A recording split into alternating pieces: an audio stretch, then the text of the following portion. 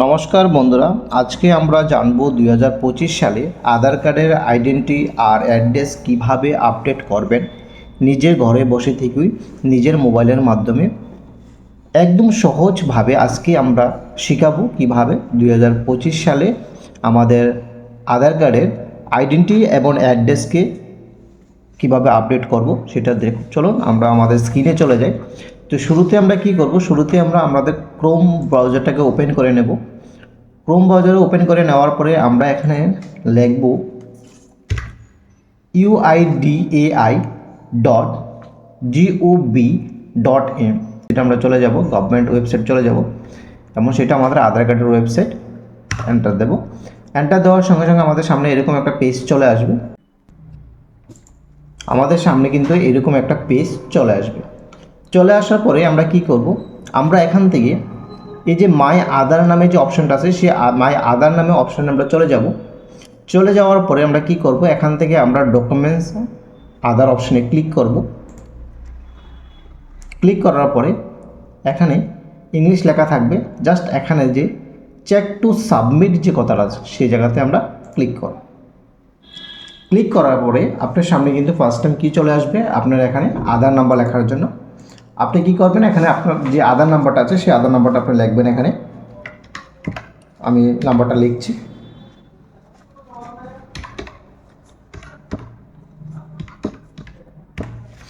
লেখার পরে আপনি কি করবেন, আপনি এখানে যে ক্যাপচারটা দেওয়া আছে এই ক্যাপচারটাকে আপনি এখানে ফিল করবেন।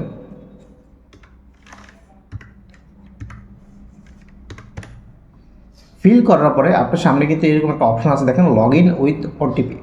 জাস্ট ক্লিক করবেন। ক্লিক করার পরে আপনার যে মোবাইলে সেটা রেজিস্ট্রেশন করা আছে সেই মোবাইলে একটা ওটিপি চলে আসবে। সেখান থেকে আপনি কী করবেন, আপনার ওটিপিটাকে এখানে বসিয়ে নেবেন, তার সংখ্যাটাকে বসিয়ে নেবেন।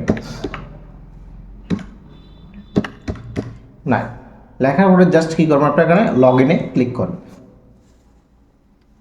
লগ ইন ক্লিক করার পরে আপনার সামনে দেখবেন আপনার আধার কার্ডটা কিন্তু এখানে ওপেন হয়ে যাবে। আপনার আধার কার্ডের পুরো লগ ইন এখানে ওপেন হয়ে যাবে। জাস্ট এখানে দেখেন আপনার পুরো আধার কার্ডে লগ ইন পেয়ে যাবেন।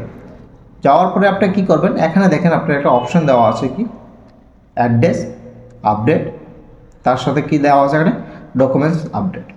এখানে দেখেন আপনাকে দেওয়া আছে এখানে this service is free for cost till 14/6/2026, মানে 14/6/2026 পর্যন্ত আপনাকে একদম ফ্রি কস্ট এবং 1 টাকাও লাগবে না। আপনি আপনার ঘরে বসে থেকে আপনি আপনার ডকুমেন্টসগুলিকে আপডেট করতে পারবেন এবং 1 টাকা আপনাকে খরচ করতে হবে না।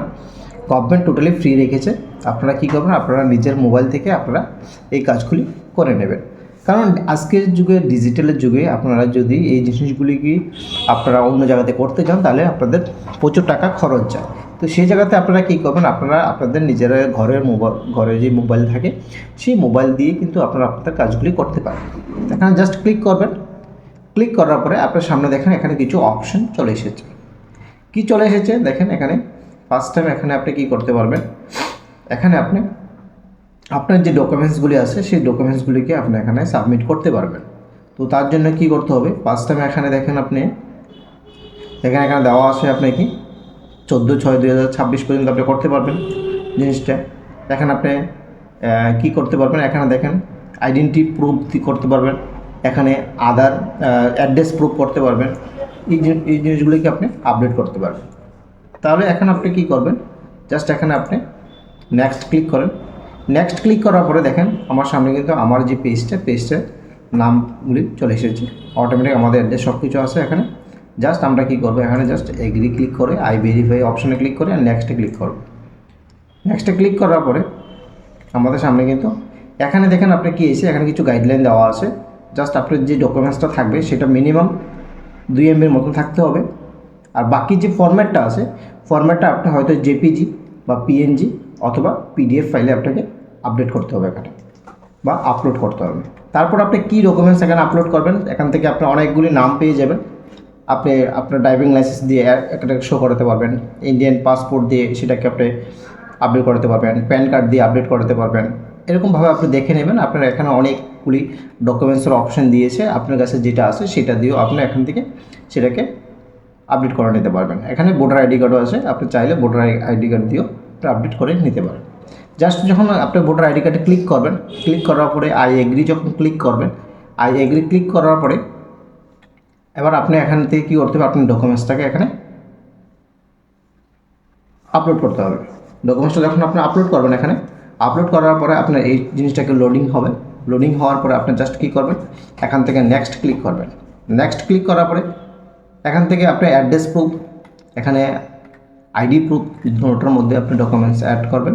করার পরে আপনি নেক্সট ক্লিক করবেন। নেক্সট ক্লিক করার পরে আপনার আপলোড কমপ্লিট হয়ে যাবে। আপলোড কমপ্লিট হওয়ার পরে জাস্ট আপনি পেমেন্ট করবেন। পেমেন্টে গিয়ে আপনি জাস্ট পেমেন্টটা সাবমিট করে দেবেন। দেখবেন আপনি 3 থেকে 7 দিনের মধ্যে আপনার আধার কার্ড রেডি হয়ে যাবে। জাস্ট আপনি কী করবেন, আপনি কোনো একটা দোকানে গিয়ে বা অথবা আপনি আপনার মোবাইল দিয়ে সেটাকে আপনি ভেরিফাই করে নিতে পারেন। তো সেটাকে কীভাবে ভেরিফাই করবেন সেটাও দেখিয়ে দিচ্ছি আপনাদেরকে। এখানে জাস্ট ক্লিক করবেন। ক্লিক করার পরে আপনি কী করবেন,